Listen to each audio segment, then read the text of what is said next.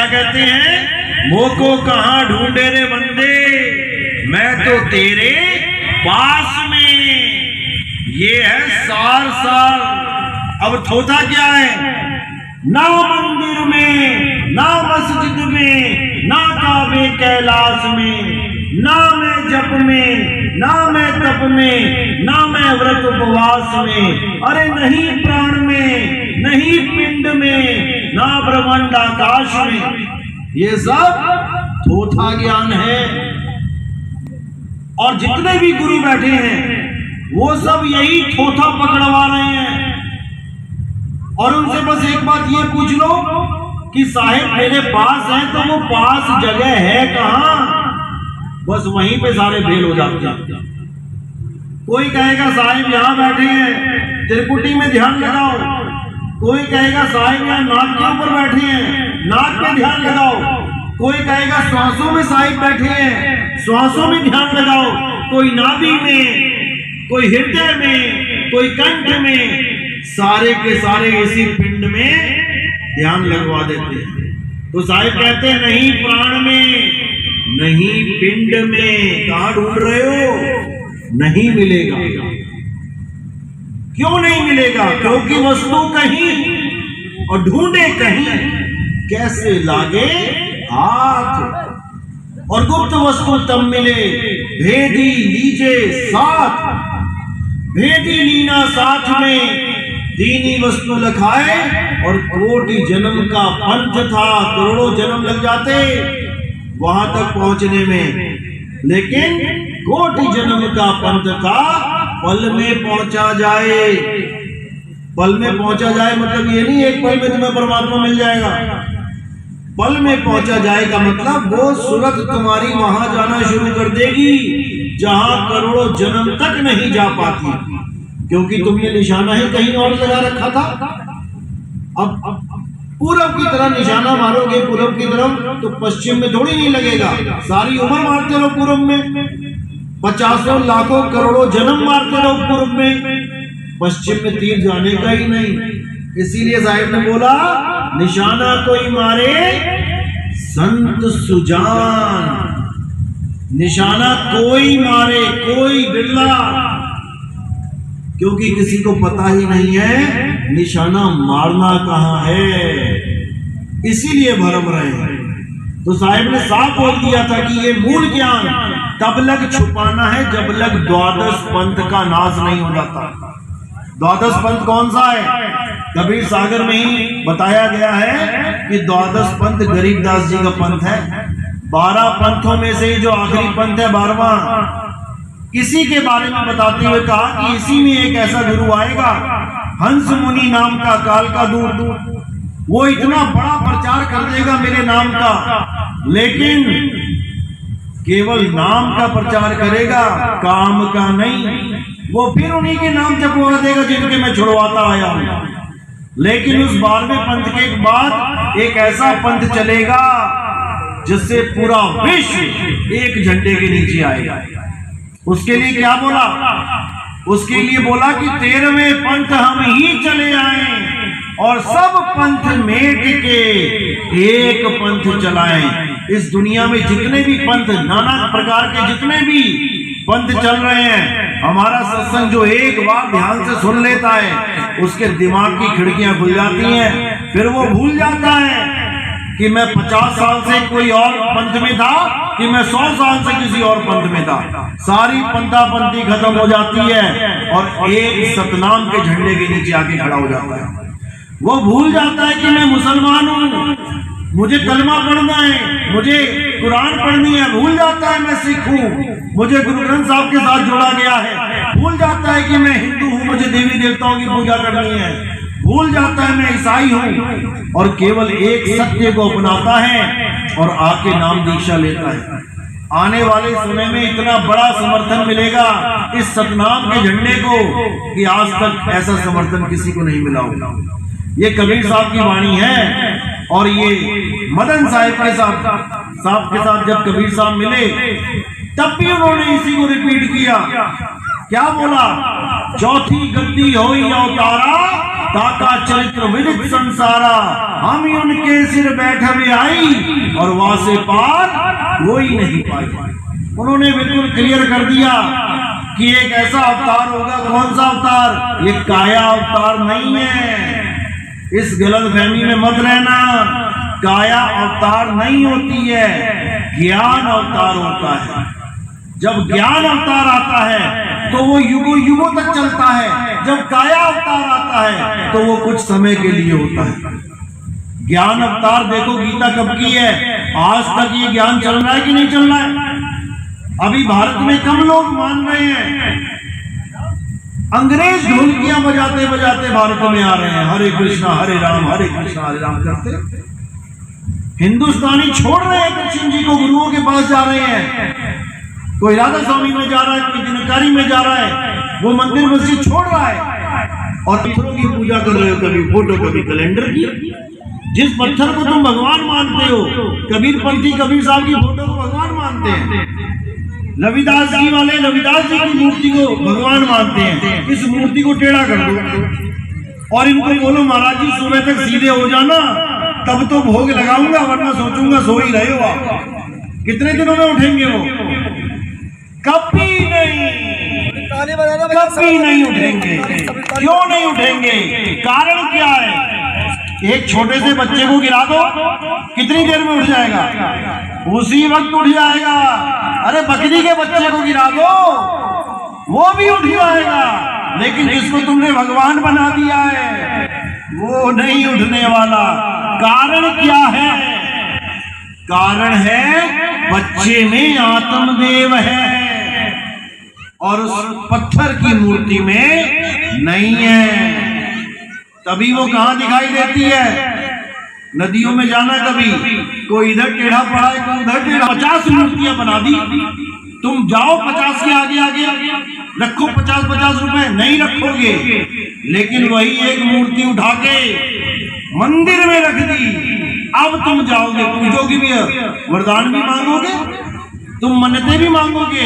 अगर तुम सड़क के किनारे जो 50 मूर्तियां तैयार खड़ी हैं, उनके आगे तुम्हें माथा टिकवाने को बोला जाए तो शर्म करोगे तुम कि लोग क्या कहेंगे, ये कहां खड़ा होकर मन्नत मांग रहा है। लेकिन वही आदमी उसी मूर्ति के सामने अगर वो मंदिर में रखी है तो पूरी श्रद्धा से भगवान मान के उसकी पूजा करेगा। क्यों करेगा? कारण क्या है? कारण है प्राण प्रतिष्ठा। ये जो प्राण प्रतिष्ठा का आडंबर चला है, सबसे बड़ा कारण ये है। क्योंकि पंडित जी को भी पता है कि अगर भगवान को प्राण प्रतिष्ठा वाले उसमें नहीं डाला गया फार्मूले में, तो ये जितने मूर्ति बना रहे हैं ना, ये घर घर में मंदिर बना लेंगे, ये घर घर में नोट चढ़वा लेंगे वहां पे। लेकिन एक ड्रामा बना दिया गया कि प्राण प्रतिष्ठा है। क्यों? क्योंकि मंत्र केवल पंडित जी को आते हैं बोलने, प्राण स्थापित करने वाले आम आदमी को तो संस्कृत पढ़नी पड़ेगी, सीखनी पड़ेगी। अब उस प्राण प्रतिष्ठा चलो मान लिया, प्राण प्रतिष्ठा कर दिया, ठीक है, मूर्ति में कर दिया, राम जी के और कबीर जी के, चलो ठीक है, कबीर जी की मूर्ति लगा लो, कर दिया प्राण प्रतिष्ठा। अब थोड़े दिनों में क्या हुआ? कबीर जी की टोपी ऊपर से हल्की सी टूट गई। कबीर जी की टोपी जो लंबी सी थी ऊपर से टूट गई। अब क्या किया? अरे भैया तो खंडित हो गए। उठा के कबीर साहब को कहां डाल दिया?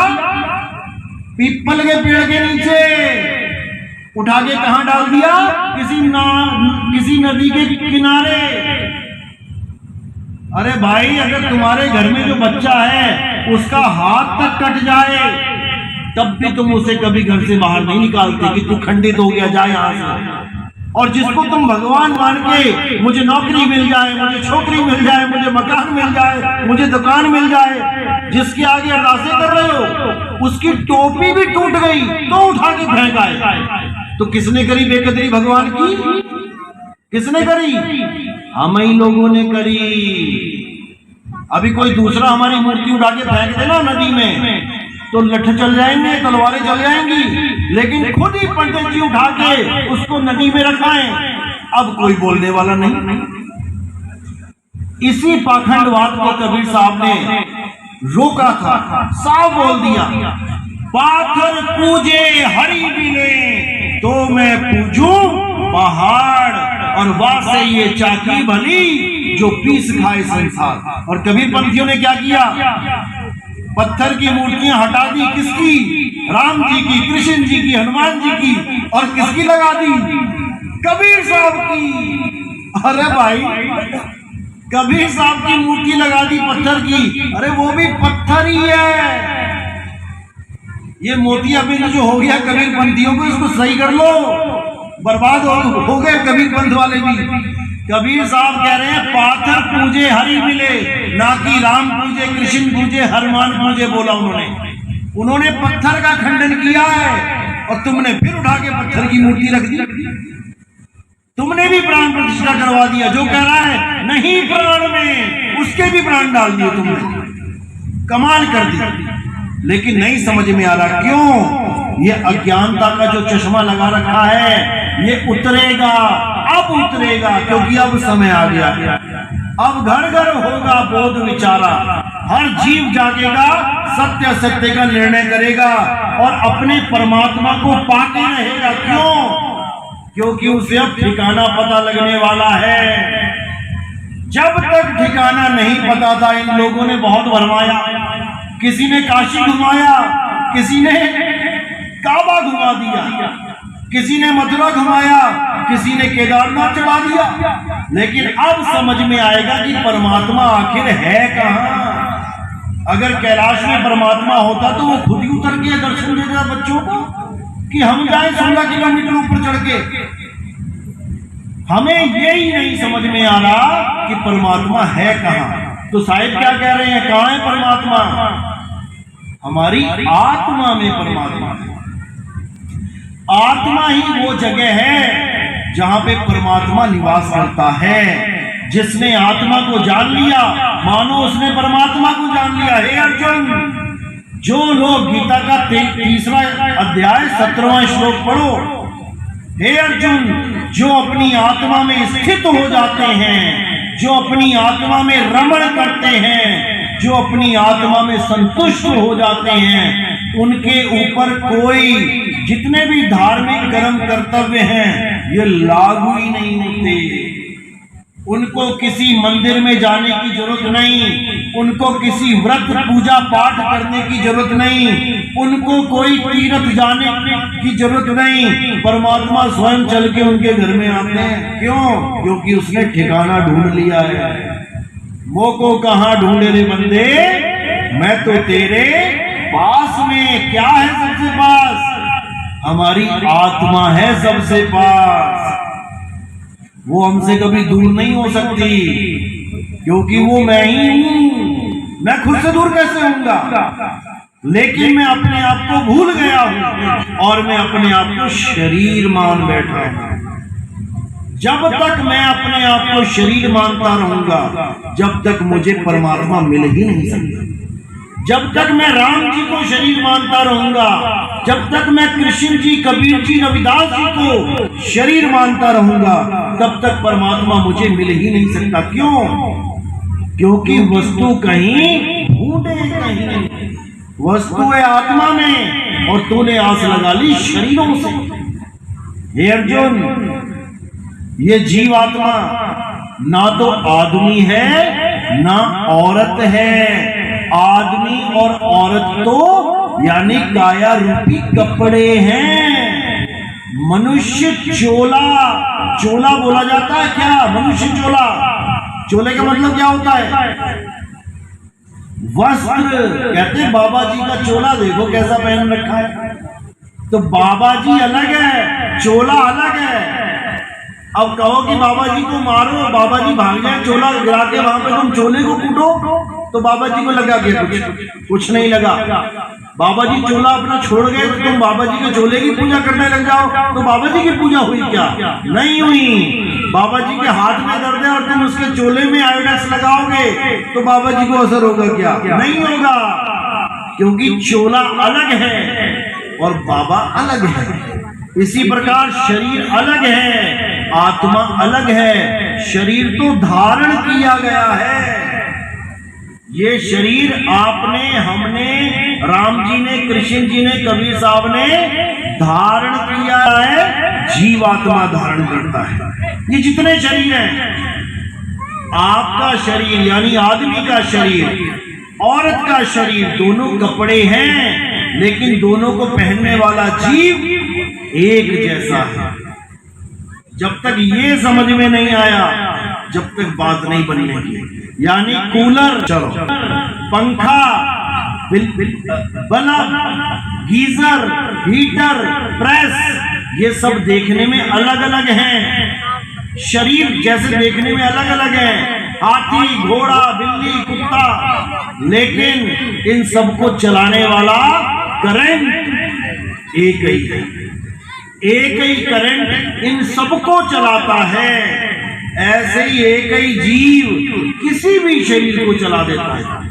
ऐसा तो नहीं होता करंट केवल प्रेस को ही चलाएगा, कूलर को नहीं चलाएगा। भाई कूलर को भी चलाएगा। अगर प्रेस से गर्मी मिल रही है करंट के द्वारा, तो कूलर से ठंडक मिलेगी, एसी से बिल्कुल बहुत बढ़िया ठंडक मिल जाएगी, रेफ्रिजरेटर से तो बर्फ ही मिल जाएगी। किससे मिली? एक ही करंट से। इसी प्रकार एक ही जीव चाहे तो चूहे का शरीर चला ले, चाहे बिल्ली का चला ले, चाहे कुत्ते का, हाथी का, घोड़ी का, यही शरीर चलाते चलाते चलाते अब जाके इंसान का शरीर मिला है। अब इसको चला रहा है। गलती कहां कर दी कि अपने आप को ना इसने कभी कुत्ता समझा, बिल्ली समझा, हाथी समझा, घोड़ा समझा। जब हम कहते हैं तुम 84 भोग के आए हो, तो तुम क्या कभी सोचते हो कि मैं कुत्ता था, मैं बिल्ली था, मैं हाथी था? लेकिन तुम ये सोचते हो कि मैं आदमी हूं। कितने समय के लिए, कितने समय के लिए, कुछ समय के लिए तुम अभी आदमी बने बैठे हो। उसके बाद क्या होगा? इन 9 दरवाजों में से तुम बाहर आ जाओगे और फिर मां के गर्भ में चले जाओगे। अब ये इंसानी चोला भी खत्म, अब तुम इंसान भी नहीं रहे। अब जैसा गर्भ मिलेगा तुम्हें, तुम वैसे ही बन जाओगे। अभी कोई कहे वो कुतिया पड़ी है, वहां पे कुतिया सो रही है, जाओ इसका दूध पियो जाके, कोई नहीं पिएगा। लेकिन यही चूल्हा छोड़ के उसके गर्भ में चले गए और 15-20 कुत्ते पैदा हो गए। अब झगड़ा करोगे वही दूध पीने के लिए, बाकियों को पीछे धकेलोगे और तुम सबसे पहले मुंह लगाओगे। क्यों? क्योंकि अब तुम्हें ये होश नहीं रहेगा कि मैं कभी आदमी था। खत्म, आदमी वाला रोल खत्म। अब आगे कुत्ते, सुअर, गधे। तो यही माया का जाल है। माया कभी ये सोचने तक नहीं देती कि तुम हो क्या। जो दिखता है वही बिकता है, जो दिख रहा है वही चल रहा है। मैं आदमी, तू औरत, मैं जवान, तू बूढ़ा, मैं बच्चा। अरे ना कोई आदमी, ना कोई औरत, ना कोई बूढ़ा, ना कोई जवान, ना कोई बच्चा। तुम अनंत हो, तुम्हारा कोई समय ही नहीं है। अध्याय 2, हे अर्जुन, मैं, तू और ये राजा महाराजा, ऐसा कोई समय नहीं था जब हम नहीं थे, और ऐसा कोई समय नहीं आएगा जब हम और तुम नहीं होंगे। तो कौन सा स्वरूप है? सतयुग में कहां है शकुनी मामा? त्रेता में कहां है दुर्योधन? और कलयुग में कहां है कृष्ण? यानी देह रूप तो बदल जाएंगे, खत्म हो जाएंगे, लेकिन अर्जुन हमारी तुम्हारी आत्मा सदैव रहेगी। इसको कोई मारने में सक्षम नहीं है। तो किसकी पूजा करनी है? जो मर जाता है या जो अमर है? जो अमर है उसकी पूजा करनी है। जो खंडित हो जाता है, जो मर जाता है, जो बदल जाता है, उसकी पूजा नहीं करनी है। हे अर्जुन, 7वां अध्याय, जो देवी देवताओं की पूजा करते हैं वो अल्प बुद्धि प्राणी होते हैं। अध्याय 7वां 23वां श्लोक पढ़ो। देखो सबसे बड़ी प्रॉब्लम है क्योंकि हम पढ़ते नहीं हैं, हमें पता ही नहीं है कि कृष्ण जी कह क्या रहे हैं, क्योंकि हमें ये नहीं बताया गया कि कृष्ण जी कहते क्या हैं। हमें ये बताया गया कि कृष्ण जी की पूजा। उसका कहा मानो ना मानो चलेगा, लेकिन उसके पैर सुबह छू के स्कूल जाओ। यानी कहने का मतलब मेरा एक ऐसा पिता है जिसका मैं कहा तो कभी नहीं मानता, लेकिन रोज सुबह पैर छू के चला जाता हूँ। अब वो परेशान हुआ पड़ा, यार ये बच्चा मेरी बात ही नहीं मानता कभी। तो हम अच्छे बच्चे हैं कि बुरे बच्चे हैं? हम बच्चे तो उसी के हैं, लेकिन बुरे बच्चे हैं। अच्छे बच्चे तब बनेंगे जब पिताजी का कहा मानेंगे। तो गीता में कृष्ण जी ने कहा ही तो है, अगर कहा मानना है तो पहले सुन तो लो कहा क्या है, पढ़ तो लो कहा क्या है। लेकिन किसी ने कुछ पढ़ा नहीं, बस सुबह उठ के माथा टेका और फॉर्मेलिटी पूरी करी, चलो जयराम। ऐसा नहीं, उसमें साफ लिखा है जो भूतों प्रेतों की पूजा करते हैं वो भूतों प्रेतों के बीच में जन्म लेते हैं, जो पितरों की पूजा करते हैं वो पितरों में जाके जन्म लेते हैं, और जो देवी देवताओं की पूजा करते हैं वो देवलोक में जाके जन्म लेते हैं। हे अर्जुन, ये तीनों ही अज्ञानी मुझे प्राप्त नहीं कर सकते। बिल्कुल क्लियर, इन तीनों को अज्ञानी बोल दिया। क्यों बोला अज्ञानी की? क्योंकि ये तीनों ही आत्मज्ञानी नहीं हैं, इसलिए बोला कि मैं तो बोलता रहा आत्मा सत्य आत्मा सत्य, और ये उठा के इंद्र की पूजा कर रहा है, ये उठा के किसी और देवी देवता की पूजा, शनिदेव की पूजा कर रहा है। मैंने कब कहा शनिदेव की पूजा करने को भाई? मैंने तो आत्मा की महिमा गाई है। हे अर्जुन, आत्मा अचल है, नित्य है, सनातन है। जो आत्मा का पुजारी है वही सनातनी कहाने का हकदार है। लेकिन यहाँ देवी देवता पूजने वाले सनातनी बने बैठे हैं, क्या किया जाए? दिक्कत तो ये है, देवी देवताओं को तो बिल्कुल खंडन किया गया है गीता में, लेकिन हमें कोई बताने वाला नहीं मिल रहा, क्योंकि हमें ऐसे बंधन में बांध दिया गया है कि हम अपनी आत्मा की खोज कर ही ना पाए। यही काल जाल है। इस काल ने ऐसा भ्रम जाल फैला दिया है कि भगवान की जगह यानी परमात्मा की जगह आदमी और औरत की पूजा करवा रहा है। अब राम जी आदमी है कि औरत? सब कहेंगे आदमी है। अरे भाई, आदमी उनके कपड़े हैं। सीता जी आदमी है कि औरत? सब कहेंगे औरत है। अरे भाई, वो कपड़े हैं। राम जी भी आत्मा है और सीता जी भी आत्मा है। जब तक हम इनको आत्म रूप में स्वीकार नहीं करेंगे, जब तक हम धोबी बन के क्या धोएंगे? कपड़े ही धोएंगे।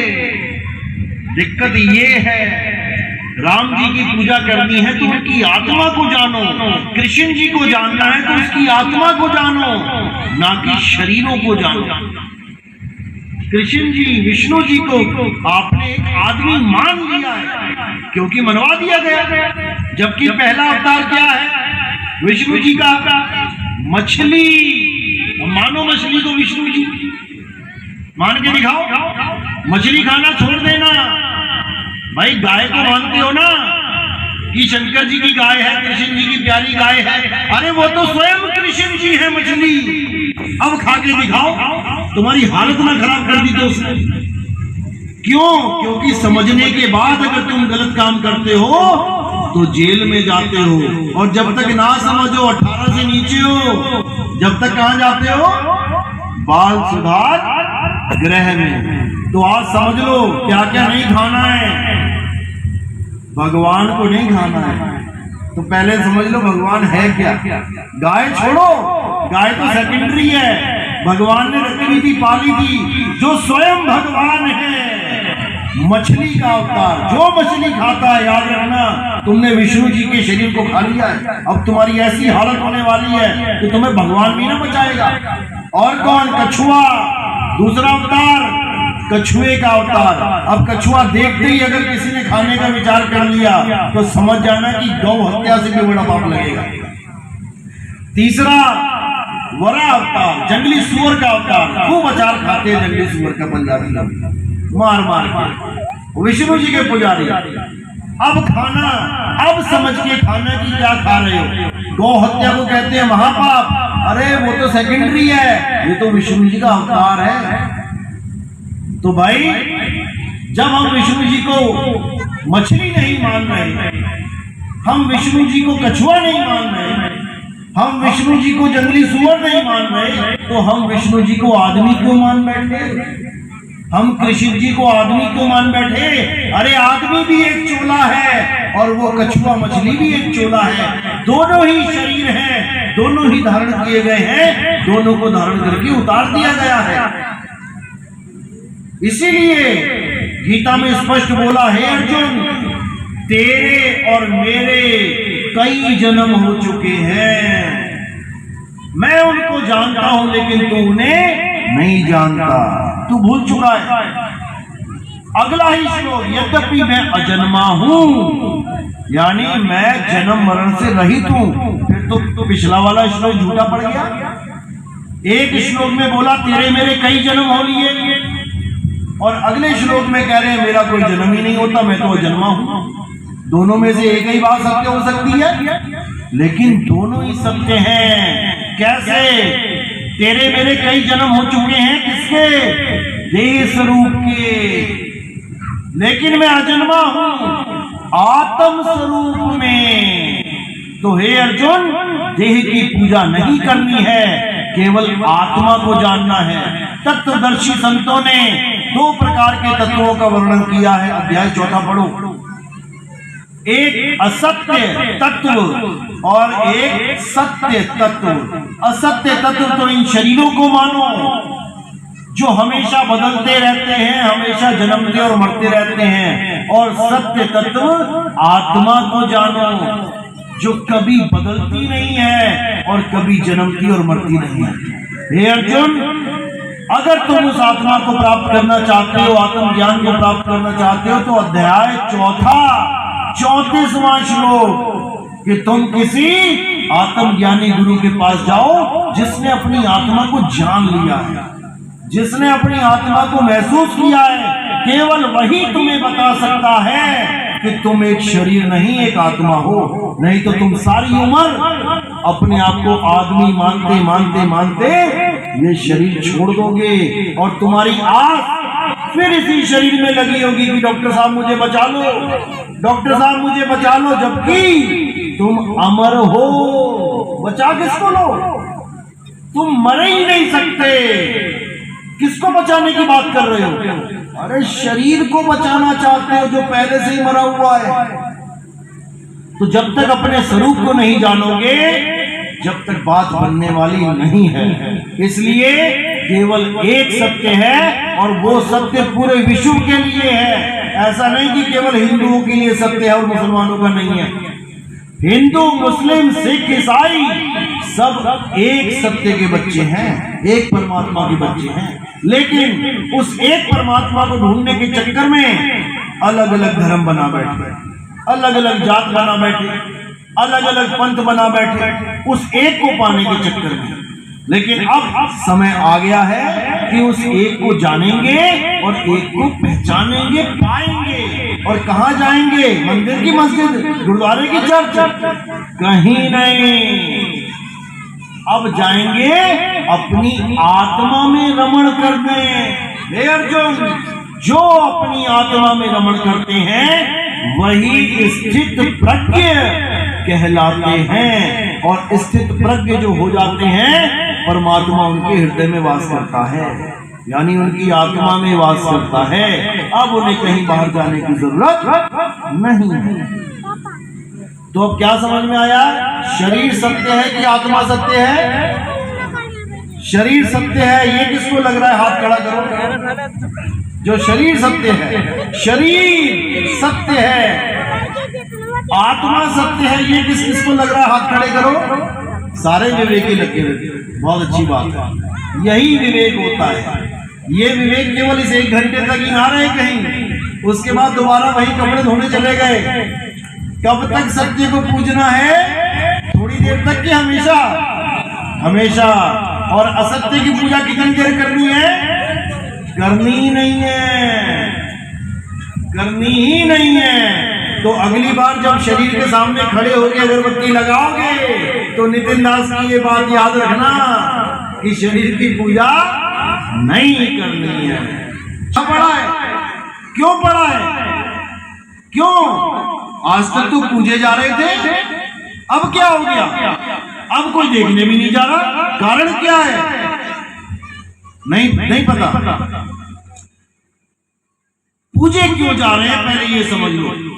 पत्थर अगर पूजा जाए तो भाई गणेश चतुर्थी जब आती है या माता का कोई त्योहार आता है, सड़क के किनारे हजारों मूर्तियां बना के तैयार कर करके रखी हुई है। तुम वहां जाके 10-10 रुपए क्यों नहीं चढ़ाते? तुम वहां जाके 500 का नोट क्यों नहीं चढ़ाते? वो भी माता की मूर्ति है। एक कलाकार ने अंग्रेज ढोलकियां बजाते हुए हरे कृष्णा करते हुए कृष्ण जी की पूजा कर रहे हैं। तो ज्ञान अवतार युगों तक चलता है। देह अवतार कुछ समय के लिए होती है और वो अवतार होती भी नहीं है। देह का भरपूर खंडन भी किया गया है गीता में ही। हे अर्जुन, क्या बोला? तू और मैं ये शरीर नहीं है। शरीर आते जाते हैं, शरीर बनते बिगड़ते हैं, शरीर परिवर्तित होते हैं, लेकिन अर्जुन ये शरीर सत्य नहीं है। तो सत्य क्या है? हे अर्जुन, केवल और केवल आत्मा सत्य है। इस आत्मा को ना तो कोई शस्त्र काट सकता है, ना अग्नि जला सकती है, ना वायु सुखा सकती है, ना जल भिगो सकता है। अगर किसी ने भी किसी की भी पूजा करी शरीर की तो वो मिथ्या ही जाएगी। अगर किसी ने उस आत्मा को जान लिया तो उसका जन्म सफल हो जाएगा, क्योंकि शरीरों की पूजा मिथ्या है। क्या शरीरों को शस्त्र काट नहीं सकते? काट सकते हैं, लेकिन आत्मा को नहीं काट सकते। क्या शरीरों को पानी भिगो नहीं सकता? भिगो सकता है। राम जी ने क्या किया था लीला करने के बाद? क्या हुआ राम जी के शरीर का? जल समाधि ली। जल समाधि में जल ने क्या किया? शरीर को गला दिया। अब कृष्ण जी कह रहे हैं कि उसको कोई जल गला नहीं सकता। जिसको जल गला नहीं सकता, पूजा उसकी करनी थी। और हम किसकी करते रहे? जिसको जल ने गला दिया। कृष्ण जी के पैर में तीर लगा, लीला करने के बाद शरीर छोड़ना पड़ा। तीर लगा यानी अस्त्र शस्त्र लगे। तो गीता क्या कहती है? हे अर्जुन, आत्मा को कोई अस्त्र काट नहीं सकता। तो पैर में क्या लगा? अस्त्र लगा। तो किसकी पूजा कर दी थी? जिसको अस्त्र लगा या जिसको अस्त्र छू नहीं सकता, उस आत्मा की पूजा करनी थी।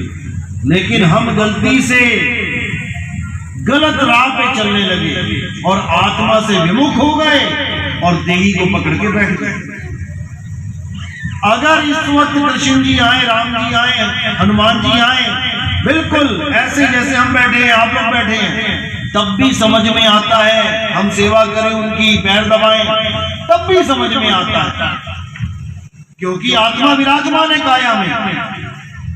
वो आपको आशीर्वाद भी दे सकते हैं। लेकिन हम क्या कर रहे हैं? हम उस शरीर की भी फोटोकॉपी की पूजा कर रहे हैं, चित्रों की पूजा कर रहे हैं। यानी जब तक शरीर में आत्मा है तब तक शरीर चल रहा है, खा रहा है, पी रहा है, ऐसा लगता है जीवित है।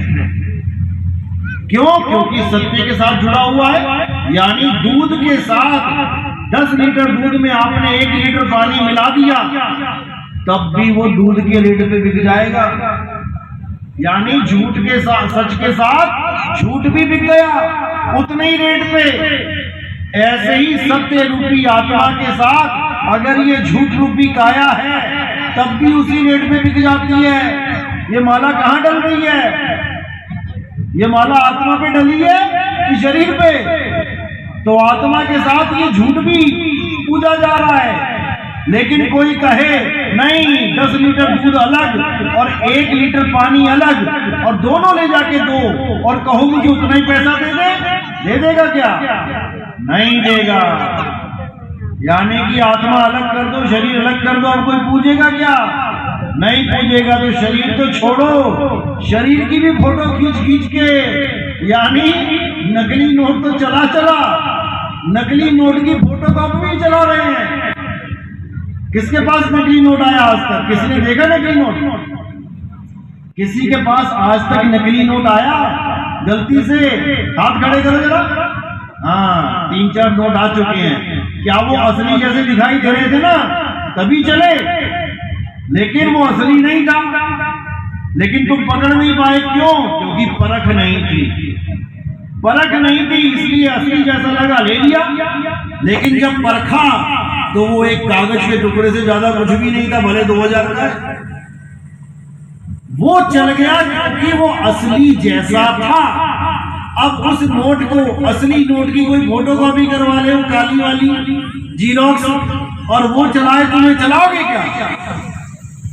तो फिर ये जितनी भी फोटो पूछ रहे हो ना, ये जीरोक्स है, असली है आत्मा, नकली है ये काया, और जीरोक्स है इस काया की फोटो।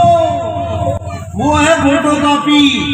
हर जगह ये मूर्ति, ये कैलेंडर, ये फोटो पूजी जा रही है। यानी तुम जीरोक्स ले रहे हो, 2000 का नोट जीरोक्स वाला। इसीलिए कबीर साहब ने बार बार समझाने की कोशिश करी कि जब लगना पूजोगे आत्म, तब लगना मिली है परमात्मा। जब तक तुमने आत्मा का खोज नहीं करी, आत्म देव को नहीं जाना, भूल जाओगे तुम्हें परमात्मा मिलेगा। क्योंकि तुम आत्मा को जानते नहीं हो, इसीलिए तुम कभी